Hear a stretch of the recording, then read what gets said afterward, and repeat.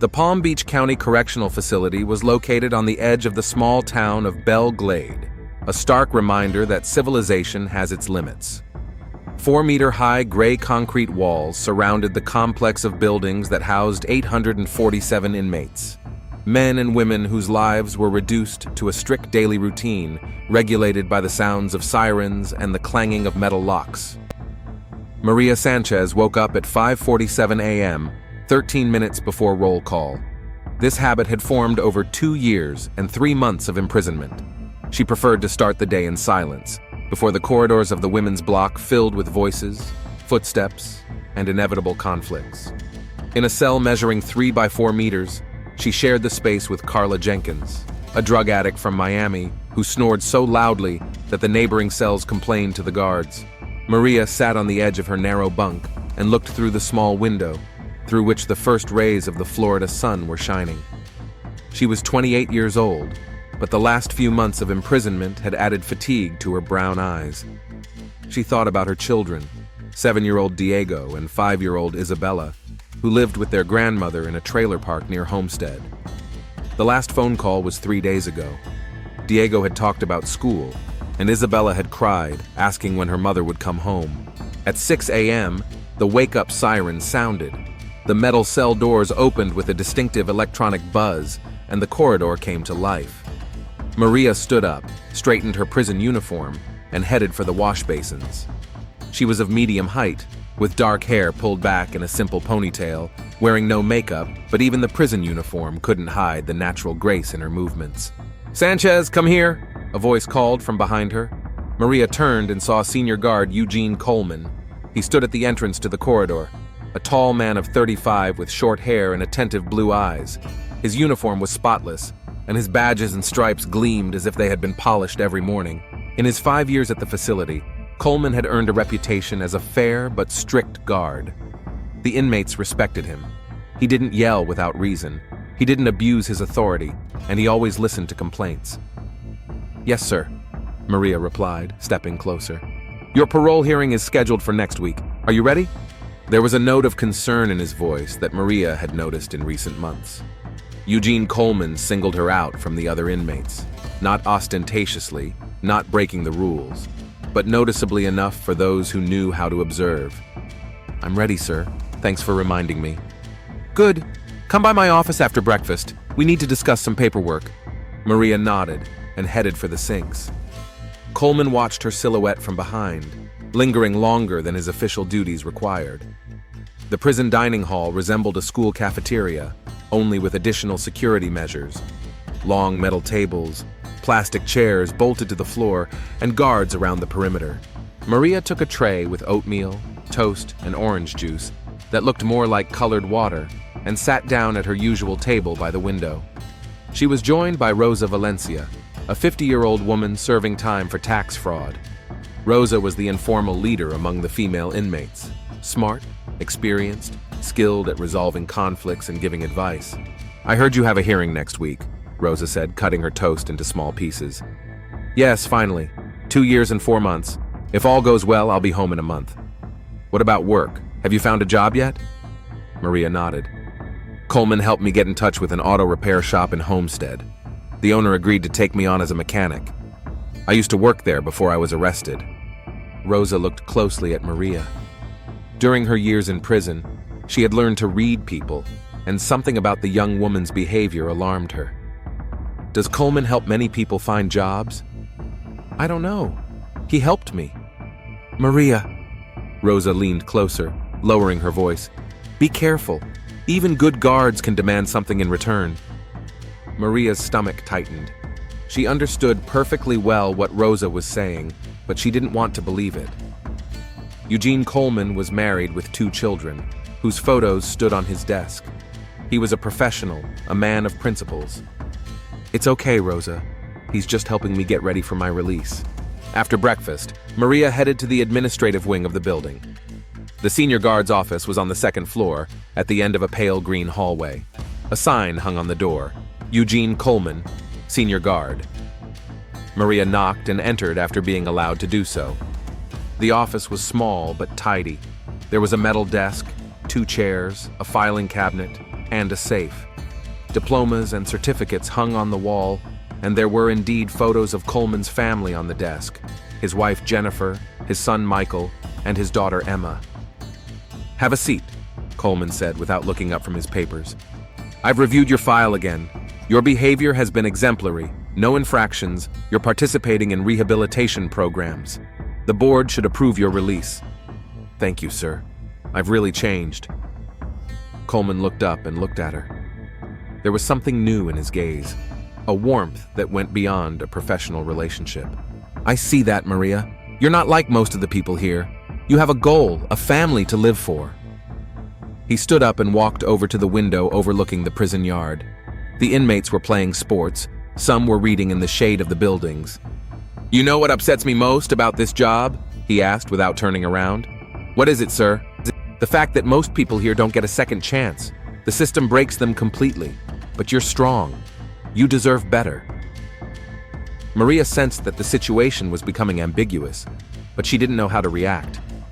Coleman turned to her, and the distance between them suddenly seemed too small. "I want to help you, Maria, not just with your release, but with what comes after. You've already done so much, sir. Call me Eugene. It's just the two of us here." He sat down on the edge of the desk, too close to her chair. Maria smelled his cologne and saw him looking at her, not as a guard looking at a prisoner, but as a man looking at a woman. "I think I should get to work," she said, starting to stand up. "Of course," Coleman replied quickly, stepping back. "But remember, my door is always open for you." Maria left the office feeling that something had changed. The line between guard and prisoner was beginning to blur, and it frightened her. Her workplace was the prison laundry, a large room with industrial washing machines and dryers. Together with 3 other inmates, she washed uniforms, bedding, and towels. The work was monotonous, but it gave her time to think. During her lunch break, she was approached by Sharon Mitchell, the head of the medical department. Sharon had only been at the facility for 6 months, but had already earned the respect of both inmates and staff. She had come from a county hospital where she had worked for 15 years, and brought with her a professionalism and humanity that was sorely lacking in prison medicine. "Maria, do you have a minute?"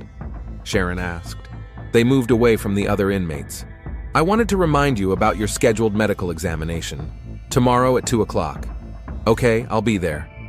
Sharon looked closely at Maria. As a medic, she was used to noticing changes in people's behavior and condition. "How are you? Getting ready for your hearing?" "Yes, everything's fine. Senior Guard Coleman is helping me with the paperwork." There was a note of uncertainty in Maria's voice that Sharon didn't miss. "Maria, if you ever have any problems at all, you can come to me. Medical confidentiality extends to the prison." "Thank you, Miss Mitchell, but I'm fine." In the evening, after dinner, the inmates dispersed to their cells. Maria had half an hour of free time before lights out, which she usually spent reading or writing letters to her children. But today, she couldn't concentrate. The conversation with Coleman was still on her mind. A familiar silhouette appeared in the hallway. Coleman was making his evening rounds, checking to see if all the prisoners were in their cells. He stopped at Maria's door. "Sanchez, everything okay?" "Yes, sir." "Good. See you tomorrow." He lingered a few seconds longer than necessary, and Maria caught his gaze. There was a tenderness in his eyes that should not have existed between a guard and an inmate. When he left, Carla, her cellmate, who had been pretending to be asleep, opened her eyes. "Girl, you're in trouble." "What do you mean?" "The way Coleman looks at you. I've seen it before. The guards think we're their property." "You're wrong. He's just helping me prepare for my release." "Maybe. But be careful. When a man in uniform starts paying special attention to a prisoner, it rarely ends well." Maria turned her face to the wall. Outside the window, someone turned on the floodlights that illuminated the perimeter of the facility all night long. The light penetrated the barred window, creating a pattern of shadows and glare on the wall of the cell. She thought about her children, about the freedom that was so close, and about the price she would have to pay for it. Every day in the Palm Beach County Correctional Facility was like the one before, but Maria felt that tomorrow something would change. She just didn't know if it would be for the better. In the administrative wing, Eugene Coleman finished his report and prepared to end his shift. On his desk lay the file on Maria Sanchez, which he had opened for the third time that day. The photo in the file had been taken 2 years ago when she was admitted, but even then it was clear that this woman was different from the other inmates. He took out a photo of his family and stared at it for a long time. Jennifer was smiling at the camera, hugging their children. They were happy. They had a nice home, a steady income, plans for the future. But in the last year, something had changed. Routine, predictability, the feeling that life was passing him by. And then Maria appeared. Smart, beautiful, grateful for every gesture of kindness. She looked at him with a respect he hadn't felt at home in a long time. Coleman put the family photo in his desk drawer and locked his office. Tomorrow he would see Maria again, and with each passing day it became harder and harder to remain just a guard. 3 weeks had passed since the parole board hearing. The decision was unanimous. Maria Sanchez was granted parole with a probation period. Only 2 months remained until the day when she would be able to hug her children and start a new life. But a lot had changed in those 3 weeks. It all started with small gestures of kindness. Eugene Coleman began to show up more often at the laundry where Maria worked, ostensibly for routine checks. He brought her extra food from the administrative canteen, explaining that he was concerned about her health before her release. One day, he even brought her fresh fruit, apples and oranges, which were a luxury in prison. "You need to eat well," he said, handing her the bag of fruit. "You'll be free soon, and you'll need strength for your new life." Maria was grateful, but each gesture made their relationship more ambiguous. Other inmates began to notice the special treatment, and the whispers in the hallways grew louder. The turning point came on a rainy Thursday when Coleman asked Maria to stay after work for an important conversation. They met in his office at 6:30 in the evening, when the administrative wing was almost empty. "Maria, sit down," he said, but remained standing, nervously shuffling through the documents on his desk. "I wanted to talk to you about what will happen after your release." "I've already planned everything, sir. A job at a car repair shop, a rental apartment near my children." "That's good, but I'm thinking about something else." He moved closer, and there was a note in his voice that Maria hadn't heard before. "You're a special woman, Maria. In all my years here, I've never met anyone like you." Maria felt her heartbeat quicken. Things weren't going the way she wanted them to. "Sir, I think—" "Eugene," he interrupted. "Call me Eugene." He sat down on the edge of the desk, directly in front of her, their knees almost touching. The office was quiet, only the sound of rain outside the window breaking the silence. "You understand that there's something between us, don't you?" he asked quietly. Maria knew she should say no, get up and leave. But she also knew that this man held her future in his hands. One word from him and her release could be revoked. Any excuse could be found. "Eugene, you're married." "My marriage is complicated. Jennifer and I have been living as neighbors for over a year. She knows something has changed." He reached out and touched her cheek. The touch was gentle, but Maria felt the power in it.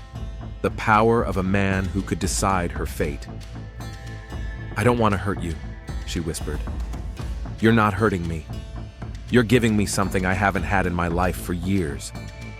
What happened next, Maria would later remember as blurred images and sensations. His hands on her body, his whispers in her ear, promises of a better future.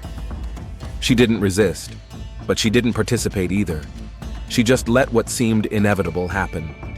After that, they sat in silence for a long time. Coleman adjusted his uniform, while Maria looked out the window at the rain. "No one must know," he said finally. "I understand. This is our secret. What we have is special, but the world won't understand." Maria nodded, even though everything inside her screamed that what was happening was wrong. In the weeks that followed, their meetings became regular. Coleman found any excuse to call Maria into his office or meet her in other secluded places in the institution. He gave her small gifts, chocolate, magazines, cosmetics, which were almost impossible to get in prison. "You deserve beautiful things," he would say, as he watched her apply lipstick in front of a small mirror in his office. Maria felt herself changing. The secret she kept weighed heavily on her. but at the same time gave her a sense of power. She was the only prisoner who had such privileges, and this set her apart from the others. But the body cannot keep secrets for long. Sharon Mitchell first became suspicious during a routine medical examination in early November. Maria seemed tired and complained of morning sickness, which she attributed to stress before her release. "When was your last period?" Sharon asked, conducting a standard examination. Maria paused. In the hustle and bustle of the last few weeks, she hadn't paid attention to such details. "I don't remember exactly. Maybe a month and a half ago." "Maria?" Sharon paused and looked at her intently. "I need to do a test." "What kind of test?" "A pregnancy test." The words sounded like a death sentence. Maria felt the world around her begin to crumble. "That's impossible," she whispered. "Why is it impossible?" Maria couldn't answer. She couldn't tell the truth about her relationship with Coleman, but it was also difficult to lie. "I just can't." Sharon took a urine sample and sent it to the lab. The results were ready in 2 hours. Positive. "Maria, I need to know the truth," Sharon said when they were alone in the medical office. "How did this happen?" Maria sat on the edge of the couch, holding her stomach with her hands. Tears streamed down her cheeks, but she remained silent. "Do you understand what this means?" Sharon continued. "Pregnancy in prison is a serious matter. We need to notify the administration and conduct an investigation." "No!" Maria said sharply. "Don't notify anyone. Maria, this isn't just a medical case. If any of the staff—" "None of the staff," Maria said quickly. "It happened before I was imprisoned." Sharon knew it was a lie. Maria had been in prison for 2 years and 4 months. Even if she had become pregnant in the very first days of her imprisonment, it didn't explain the current situation. "Maria, I'm a doctor. I know you're lying." "Then know and keep quiet." Maria's voice took on a desperate determination. "I can't keep quiet. It's not just your life. If one of the staff forced you—" "No one forced me." Sharon looked closely at Maria. During her months at the facility, she had learned to recognize lies, but now she saw something else. Not a lie, but an attempt to protect someone. "Maria, are you protecting the person who put you in this position?" "I'm not protecting anyone. I just want to serve my time in peace and get out." "With your child?" Maria hadn't expected that question. She didn't think of her child as a reality, only as a problem to be solved. "I don't know." Sharon sat down next to her on a chair. "Listen to me carefully. You have rights, even here. If someone forced you to have sex, that's rape. It doesn't matter if he's in uniform or not." "No one forced me," Maria repeated, but there was no conviction in her voice. "Then answer me this. If you were a free woman out on the street with money and a job, would you choose this man?" Maria was silent for a long time. She thought about Eugene, about his touch, about how he talked about love. But she also thought about the fear she felt every time she refused his advances, about how he reminded her of his influence on the parole board's decision. "It's different," she finally said. "Why is it different?" "Because everything is different here. We don't have a choice here." It was an admission, albeit an indirect one. "Maria, let's think this through. Who has access to the women's block? Who can be alone with a prisoner without witnesses?" Maria stood up and walked over to the window. Through the glass, she could see the courtyard where the prisoners were exercising. It was ordinary prison life, but it suddenly seemed like a lost paradise to her. "What if I tell you the truth?" she asked without turning around. "Then what?" "Then we'll find a way to protect you and your child."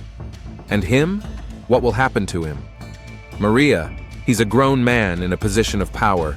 He knew what he was getting into." Maria turned to Sharon. There was pain in her eyes, but also something else, perhaps hope. "Eugene Coleman," she said quietly. "It's Eugene Coleman." Sharon nodded. She had suspected as much, but hearing it confirmed was still a shock. "How long has this been going on?" "A month and a half, maybe a little longer." "Did he force you?" Maria thought for a moment. There had been no physical coercion, but there had been something else. Pressure from circumstances, dependence on his decisions, fear of losing the chance of freedom. Not in the way you think, but yes, in a sense. Sharon took her notebook and began to write. "I need details, dates, places, witnesses." There were no witnesses. He always made sure of that. What about gifts, special treatment, anything that others might have noticed? Yes, there was. Food, cosmetics, permission to use his private bathroom. Sharon continued to write. Her movements had the determination of a professional who knows what she is doing. Maria, I have to report this. To whom? The head of the institution, the prosecutor's office. This is a serious crime. What will happen to me? You are the victim. You will be protected. What about my release? This question made Sharon pause. She understood Maria's dilemma. Reporting the crime meant risking her future. I don't know, she replied honestly. But silence won't solve the problem. The child will grow. The pregnancy will become noticeable. Sooner or later, the truth will come out. Maria sat back down on the couch. Give me time to think. We don't have much time. In a week, the pregnancy will be visible to the naked eye. A week. Give me a week. Sharon nodded and put away her notebook. All right, but Maria, remember, you're not alone. Whatever you decide, I'll be on your side. That evening, Maria lay in her cell, listening to Carla snore and thinking about the future. Her hand fell involuntarily on her stomach, where a new life was beginning to grow. Eugene Coleman's child, who could either be a bridge to a better future or an anchor that would drag her down. In the administrative wing, Coleman worked late, reviewing the personal files of the inmates. But his mind was elsewhere. Tomorrow, he would see Maria, and they would spend another evening together. He was already planning what he would say to her, what gifts he would bring her. He didn't know that his world was about to fall apart, and that the woman he considered his secret lover had already made a decision that would change both their lives. In the medical office, Sharon Mitchell was making a plan. She was an experienced nurse and knew how the system worked. Tomorrow she would begin her own investigation, because she understood that if she didn't, no one would protect Maria Sanchez and her unborn child. The week Sharon Mitchell gave Maria to think about turned into 7 days of hell. Every morning, Maria woke up feeling nauseous, which was only a physical reflection of the chaos raging inside her. She avoided meeting Coleman, citing poor health, but she knew it couldn't go on like this. The turning point came on Friday when Coleman called her into his office under the pretext of discussing the details of her upcoming release. "You've been avoiding me," he said as soon as the office door closed. There was none of his usual gentleness in his voice, only a cold statement of fact. "I'm not feeling well," Maria replied without looking up. "Not feeling well?" He moved closer, and she smelled his familiar cologne. "Or are you ashamed of what's happening between us?" "Eugene, look at me when you talk to me." His tone took on a commanding note that reminded Maria who was in charge here. She looked up and saw something new in his eyes. Suspicion. "I'm risking everything for you," he continued. "My career, my family, my future. And what do I get in return? Coldness and avoidance. You're not risking anything. You're using your power." The words came out before she could stop them, and Maria immediately regretted them. Coleman's face changed. The tenderness disappeared completely, replaced by anger. "Using my power," he repeated quietly. "Interesting. Who begged me to help you with your job after you got out? Who was grateful for every gift, for every gesture?" "I was grateful, but that doesn't mean what?" He grabbed her arm, squeezing her wrist so hard that she cried out. "Doesn't mean you have to feel the same way? Doesn't mean there's a special connection between us? Let me go." "I'll let you go when you stop playing these games." He pulled her closer. "I know you feel the same way about me. Otherwise, you would have resisted from the start." Maria tried to break free, but his grip was strong. "Eugene, you're hurting me." "Hurt?" Something dangerous flashed in his eyes. "You haven't really been hurt yet, but maybe I should remind you of your situation?" He let go of her hand and walked over to the table where her file was lying. Maria Sanchez, convicted of burglary, exemplary behavior while incarcerated. He flipped through the pages without looking at her. But you know what's interesting? Exemplary behavior can easily be called into question. One report of disciplinary infraction, one complaint of aggressive behavior, and your early release is revoked. Maria felt a chill run down her spine. "You can't do that." "I can't?" He looked up from the folder and smiled, but it was a cruel smile. I am the senior supervisor at this facility. My word is law here, and if I say that inmate Sanchez has become aggressive and unmanageable, who will argue? Maria sat down on a chair, feeling her legs give way beneath her. Why are you doing this? I'm not doing anything, I'm just reminding you of reality. He came over and crouched down beside her, taking her hands in his. His voice softened again, almost tender. Maria, I love you, with a real love that I haven't felt in years, but love requires reciprocity. I'm pregnant. The words came out on their own and hung in the air like a sentence. Coleman froze, still holding her hands. What did you say? I'm pregnant, with your child. He slowly stood up, taking a few steps away from her. His face reflected a range of emotions: shock, fear, anger, and something else Maria couldn't identify. How long have you known? A week. A week. He repeated the word as if trying to comprehend its meaning. And you didn't say anything. I didn't know what to do. You didn't know what to do? His voice rose. You're carrying my child, and you don't know what to do? He began pacing the office, running his hands through his hair. Damn it, damn it, damn it. Do you understand what this means? It means we have a problem. We're in trouble? He stopped and looked at her. I'm in trouble. I have a family, a career, a reputation. What do you have? The words hit her harder than physical violence. I have children waiting for me at home. Children who won't see their mother for years if this story gets out. The threat was direct and unambiguous. Who else knows? He asked. Maria hesitated. Telling the truth meant putting Sharon in danger, but lying was even more dangerous. The doctor, Sharon Mitchell. Coleman turned sharply toward her. What exactly does she know? That I'm pregnant, and that the father is someone on the staff. Does she know it's me? Maria nodded, and Coleman swore so loudly that she flinched. What is she going to do? She wants to tell the administration. When? I asked for some time to think about it, until Monday. Coleman looked at the calendar. Today was Friday. 3 days. He began pacing the office again. A lot can happen in 3 days. There was something in his voice that frightened Maria more than direct threats. Eugene, what are you going to do? I'm going to protect my family and my career, whatever it takes. He walked over to her and sat down next to her, but now there was no tenderness in his touch, only cold calculation. Listen to me carefully. You're going to tell Mitchell that you've changed your mind, that you don't want to file a complaint. What if she reports it anyway? Then you'll tell everyone that it was your idea, that you seduced me using your feminine wiles. No one will believe that. They will, because the alternative is to admit that the system failed, and no one wants that. Maria realized she was trapped. If she told the truth, Coleman would find a way to get revenge. If she kept quiet, he would have carte blanche to continue his abuse. What about the baby? What baby? He asked coldly. Our baby. We don't have a baby. You have a problem to solve. The meaning of his words didn't sink in right away. You want me to have an abortion? I want you to think about the consequences of your decisions. That's murder. It's pragmatism. He stood up and walked over to the window.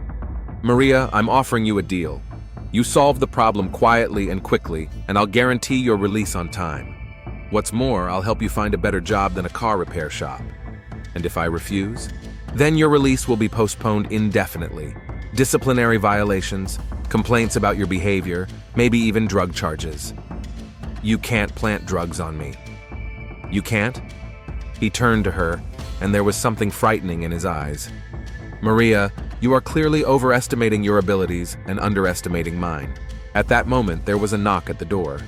Coleman quickly returned to his desk, and Maria smoothed her hair. Come in, he said in an official tone. The door opened and Sharon Mitchell entered. She looked at Maria, then at Coleman, and a flash of understanding crossed her eyes. Sorry to bother you, she said. I need to take inmate Sanchez for a medical procedure. What kind of procedure? Coleman asked. A routine blood test. Dr. Henderson's orders. Maria knew there were no orders. Sharon had simply sensed that something was wrong and had come to get her. Of course, said Coleman with a fake smile. We were just finishing up. Maria stood up and headed for the door. As she passed Coleman, he grabbed her arm. "Remember our conversation," he said quietly. "See you Monday." In the medical office, Sharon locked the door and turned to Maria. "What did he say to you?" "Nothing much." "Maria, don't lie to me. I saw your face." Maria sat down on a chair and covered her face with her hands. "He knows. He knows about the pregnancy. He knows you know." "And what is he going to do?" "He's threatening me. He says he'll cancel my release, plant drugs on me, accuse me of violations." Sharon sat down next to her. "Maria, this is another reason to tell the authorities. Threats and coercion to remain silent are additional charges." "You don't understand. He's not just a guard. He's the boss here. It's his word against mine. And who's going to believe a prisoner?" "They'll believe me. I'm a witness." "A witness to what? A conversation you didn't hear? Bruises you didn't see?" Sharon understood the dilemma. In a system where guards had almost unlimited power over prisoners, it was extremely difficult to prove abuse. "Then we need outside help." "What kind of help?" "Judge Melissa White. She's the chair of the county's Prisoners' Rights Commission. If anyone can help, it's her." Maria shook her head. "I can't. It's too risky." "Maria, think about the child. Even if you keep quiet now, what will happen next? Coleman will gain even more power over you. He'll demand more and more. What if he carries out his threats? What if he doesn't? What if he's bluffing? What if he's not?" They sat in silence, each weighing her options. Finally, Sharon stood up and walked over to the safe where the medical records were kept. "I'm making the decision for both of us," she said, taking out her phone. "What are you doing?" "I'm calling Judge White right now." "No!" Maria jumped up and grabbed her arm. "Please don't!" "Maria, if we don't stop him now, he'll find another victim, and then another." "But why should that be my problem?" "Because you're the only one who can stop him." Sharon gently pulled her hand away and dialed the number. "Judge White's office? This is Sharon Mitchell, Chief Medical Officer for the Palm Beach County Correctional Facility. I need to speak with the judge immediately regarding a violation of inmates' rights." Maria listened to the conversation with horror. Every word Sharon said made turning back more and more impossible. "Yes, it's critical. No, we can't discuss it over the phone." Pause. "Monday, 10 a.m.? Great, thank you." She hung up and turned to Maria. "Monday, 10 in the morning. We're meeting with Judge White." "We?" "I'm going with you, as a witness and as a medical professional who has a duty to protect patients." Maria sank into a chair. "You don't understand what you've done." "I do. I did what I should have done a week ago." There was another knock at the door. Sharon opened it and found Coleman standing there. "Miss Mitchell, I need to talk to you." "About what?" "About the medical procedure you performed on inmate Sanchez." Sharon sensed danger. "That's confidential medical information, not to the prison administration." He entered the office without being invited. "I have a right to know about the health of the inmates, within certain limits." "Miss Mitchell," his voice became cold, "I hope you understand the importance of teamwork in our institution. We all work toward the same goal, maintaining order and safety." "Of course." "Good. Then I'm sure any misunderstandings can be resolved internally without involving outside authorities." He knew. Somehow he knew about the call to Judge White. "Mr. Coleman, I am doing my job." "So am I, Miss Mitchell. So am I." He looked at Maria, who sat with her eyes downcast. "Sanchez, return to your cell. The medical procedure is over." Maria stood up and headed for the door. As she passed Coleman, she heard him whisper, "Remember, Monday may be the last day of your hope for freedom." When Maria left, Coleman turned to Sharon. "Miss Mitchell, I think we need to have a serious talk." There was no threat in his voice, but Sharon knew that the battle was just beginning. Monday, 9:45 a.m. Maria sat in the conference room of the administration building, nervously fingering her fingers. Next to her, Sharon Mitchell was looking through medical records. In 15 minutes, her meeting with Judge Melissa White was scheduled to begin. "Everything will be fine," Sharon said quietly, noticing Maria's trembling hands. "What if they don't believe me?" "They will. We have medical evidence and witness statements." The door opened and Judge White entered, a stern woman in a dark blue suit with gray hair and attentive eyes behind her glasses. "Miss Mitchell, Miss Sanchez, thank you for coming." For the next 40 minutes, Maria told her story. She told how Coleman had started paying special attention to her, about the meetings in his office, about the coercion. The judge listened, taking notes and occasionally asking clarifying questions. "Were there any witnesses?" White asked. "Other inmates saw the gifts, and on Friday, he threatened both me and Miss Mitchell." "Tell us about the threats." Maria recounted how Coleman promised to cancel her release and plant drugs on her if she spoke up. "Miss Mitchell, do you confirm this testimony?" "Yes, Your Honor. And after I called your office, Coleman came to see me with veiled threats." The judge closed her notebook. "I am initiating an immediate investigation. Mr. Coleman will be suspended from duty." At that moment, the door burst open and the head of the institution, Ralph Harrison, entered. "Judge White, I apologize for the intrusion." "Mr. Harrison, this is a closed hearing. That's why I'm here." He placed a folder on the table. "Mr. Coleman is a model employee, and inmate Sanchez has a history of false accusations." Maria turned pale. "That's not true." Harrison opened the folder and took out a document. "Police report dated March 15, 2022, complaint by Maria Sanchez of sexual harassment by her employer." "I never filed such a complaint," Maria exclaimed. Sharon took the document and studied it carefully. "This is a forgery," she said sharply. "Look at the date, March 15, 2022, but Maria was arrested on February 2nd, 2022, and has been in custody ever since." Harrison's face turned red. "An administrative error, or an attempt to cover up a crime," the judge said coldly. "Mr. Harrison, you are suspended from your position. I am referring the case to the prosecutor's office." After Harrison left, the judge turned to Maria. "The attempt to fabricate evidence only confirms the truth of your words. You will now be transferred to secure custody." The secure unit was located separately. The cell was larger than usual, with a separate shower and television. Maria felt both relief and anxiety. "An investigator from the prosecutor's office will come tomorrow," said Sharon. "Detective King. He's an experienced professional." "What about Coleman?" "He's been suspended, but be careful. A cornered animal is especially dangerous." That evening, Maria lay on her bunk reading a book. She placed her hand on her belly, where her baby was growing, and thought about the future. Tomorrow, the official investigation would begin, and perhaps justice would prevail. In the administrative wing, Coleman learned of his suspension. He was furious, pacing around the office, throwing things at the wall. "She ruined everything," he shouted at his secretary. "Everything I've worked for." "Mr. Coleman, you are requested to leave the building," said the guard. "This is my office." "Not now, sir. It's a court order." Coleman realized that all official avenues had been exhausted, but he had one more plan, a desperate and final one. He knew the institution well, the security schedule, the blind spots of the surveillance cameras. At 10:30, he entered the building through the service entrance using his keys. It took 10 minutes to reach the secure wing. Security guard Rodriguez was away. Coleman knew his routine. Maria heard the door open and looked up from her book. "Eugene?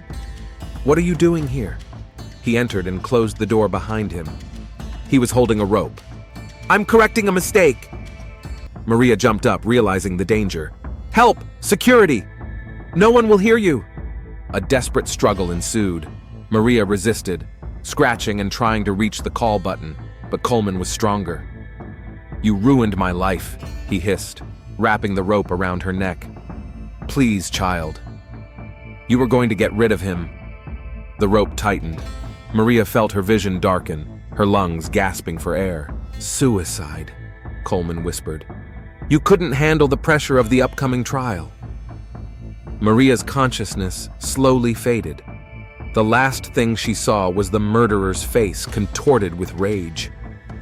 On Tuesday morning, security guard Rodriguez discovered the body hanging from a noose made of a bedsheet. A note lay on the table. "I can't live with the lies anymore." "Suicide," concluded temporary chief porter. "No," objected Sharon, who had arrived. "She couldn't have killed herself. She was pregnant and preparing to testify. Maybe that's why. Look under her fingernails." Sharon pointed to Maria's hands. Particles of skin and blood. She struggled. She scratched herself in agony. No, this is murder. An hour later, Detective Robert King arrived, a tired 45-year-old man with graying temples. "What do we have?" he asked. "Murder disguised as suicide," Sharon replied. "Basis?" "Scratches. A note in someone else's handwriting. No security." King examined the note. "Are you sure about the handwriting?" "Absolutely. And she was supposed to testify against Coleman tomorrow." "Where's Coleman?" "At home. Suspended yesterday. Check his alibi and the security camera footage." But the footage from the night before was gone. A technical glitch at 10:30. King drove to Coleman's house. It was in the suburbs, with a neat lawn and a white fence. The door was opened by his wife, a tired blonde in her 30s. "Detective King, I need to speak to your husband." Coleman came down the stairs, already dressed. "What's the matter, detective?" "Checking your alibi. Where were you between 10 last night and 6 this morning?" "At home. Sleeping." "Mrs. Coleman, do you confirm that?" Jennifer hesitated, then nodded. "Yes. He was home." "Prisoner Sanchez has been found dead," King reported. Coleman feigned shock. "Maria? How?" "Officially suicide, unofficially murder. Who could have killed her?" "Good question, especially on the eve of her testimony against you." "Detective, I have no motive. The charges were false." "Don't leave town," King said as he left. When the detective was gone, Jennifer looked at her husband. "Eugene, were you really home all night?" "Of course. I saw you go to bed, and then I slept until morning." "Jenny, you don't believe me?" "I don't know what to believe." King returned to the institution, increasingly convinced that Maria had been murdered. But the system protected its own, and proving Coleman's guilt would not be easy. Very difficult. Detective Robert King spent 3 days after Maria Sanchez's death studying every detail of the case. The deeper he dug, the more convinced he became that Maria had been murdered. But the official version of suicide suited everyone: the prison administration, the district attorney's office, even some of King's colleagues who didn't want to get involved in a dirty prison case. "Rob, drop it," Captain Harvey Stevens told him on Thursday morning. "The inmate killed herself out of shame. These things happen." "Harvey, there's skin and blood under her fingernails. This wasn't suicide." "Maybe she scratched herself in agony." "Listen, we've got 3 unsolved murders on the streets. Get on those." But King couldn't let it go. That evening, he sat in his apartment with photos from the scene, witness statements, and medical reports spread out on the table. A bottle of whiskey stood nearby. He hadn't drunk in 2 years, but today the temptation was particularly strong. The phone rang at 10:30. "Detective King? This is Jennifer Coleman." King sat up straight. The woman's voice was trembling. "Mrs. Coleman, is something wrong?" "I need to talk to you, but not on the phone." "Where can we meet?" "The 24-hour cafe on Old Dixie Highway, in half an hour." The cafe was half empty. A few truckers, a couple of night owls. Jennifer sat in a booth in the back, nervously wringing a napkin. She looked terrible: red eyes, pale skin, trembling hands. "Thank you for coming," she said when King sat down across from her. "What did you want to tell me?" "Eugene lied to you. He wasn't home that night." King felt his pulse quicken. "Tell me more." "I woke up around 1:30. There was no one in bed. I thought he'd gone to the bathroom or the kitchen, but an hour passed and he still wasn't back." "Did you look for him?" "Yes. The house was empty, the car was gone. He didn't come back until 4 in the morning." "What did he say?" "That he went for a drive because he couldn't sleep." Jennifer sobbed. "But I've known him for 20 years. He's never done anything like this before." "Why did you lie when I asked you about his alibi?" "He asked me to. He said if I didn't confirm his alibi, he'd be charged with a crime he didn't commit." "And now?" Jennifer took a piece of paper out of her purse. "I found this in his pocket." King unfolded the note. The handwriting was uneven. "I can't live with the lies anymore. I'm sorry to everyone I've hurt." "Is this the note the inmate allegedly left?" "It's Eugene's handwriting. I know his handwriting." King carefully folded the note and put it in a folder. "Mrs. Coleman, do you understand the seriousness of what you're saying?" "I do, but I can't keep quiet anymore. That girl had children." Are you willing to give an official statement? Yes. The next morning, King obtained a search warrant for the Coleman home. In the garage, he found what he was looking for: microscopic fibers matching the prison sheet in Eugene's car trunk. The lab will confirm it, he told his assistant. That's enough to arrest him.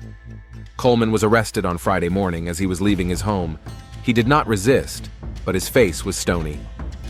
Eugene Coleman, you are under arrest on suspicion of the murder of Maria Sanchez, King said as he handcuffed him. You have no evidence. Yes, you do. Your wife's testimony, the fake note in your handwriting, the fibers in the trunk. For the first time in days, Coleman showed emotion, his face contorted with rage. Jennifer? That bitch turned me in? She told the truth. What you asked her to hide. At the station, Coleman initially refused to speak without a lawyer, but when it became clear that there was enough evidence to press charges, he agreed to talk. Fine, he said, leaning back in the chair in the interrogation room. What do you want to know? Start with how you met Maria Sanchez. Met? Coleman smirked. I was her guard. She was an inmate. What kind of acquaintance? But your relationship went beyond the professional. She wanted it. She provoked me, flirted with me. You think it's easy to resist when a young, beautiful woman is throwing herself at you? King felt a wave of disgust for the man. She was in your power. She depended on your decisions. So what? I helped her. I arranged a hearing for her release, helped her find a job. She was grateful. Grateful enough to get pregnant? Coleman fell silent. When did you find out she was pregnant? On Friday, she told me herself. And how did you feel? Like my life was falling apart. My family, my career, my reputation, all ruined because of one mistake. Mistake? You call coercing someone into sex a mistake? I didn't coerce her, Coleman exploded. She wanted it. She came to my office herself. At your request. Details. King realized he was dealing with a sociopath, someone incapable of admitting guilt. Tell me about Monday night. What Monday? The night Maria Sanchez died. I was at home. Your wife says otherwise. Coleman clenched his fists. Jennifer's confused. She's been taking sleeping pills. She woke up at 1:30 and couldn't find you at home. You didn't come back until 4. Prove it. We have a note written in your handwriting. Fibers in your car. Your wife's testimony. Coleman was silent, thinking over the situation. I want to make a deal, he said finally. What kind of deal? I'll plead guilty to manslaughter in exchange for a reduced sentence. Tell me what happened. Coleman took a deep breath. I didn't plan to kill her. I just wanted to talk, to convince her to recant her testimony. And how did you get into the secure unit? I had the keys. I knew the security schedule. What happened in the cell? I tried to convince her. I offered her money, help with the kids after I got out, but she wouldn't listen. She screamed that she would tell everyone the truth. And then? Then I realized she was going to destroy me. My wife would find out about my affair. My bosses would find out about my violations. I would lose everything. And so, you strangled her. It wasn't planned. I brought the rope to scare her, but she fought back, scratched me, and I just wanted her to shut up. And the note? I wrote it in advance, in case I had to make it look like suicide. King turned off the tape recorder. Eugene Coleman, do you officially confess to the murder of Maria Sanchez? Yes, but it wasn't planned. It was manslaughter. That's for the jury to decide. The trial began 3 months later. District Attorney Patricia Martinez personally handled the case, which was rare for such a small town. This is a case of abuse of power in its most extreme form, she said in her opening statement. It's about a man in uniform who used his position to coerce a defenseless woman into sex and then killed her to cover up his crime. The defense tried to portray the case as a tragic mistake.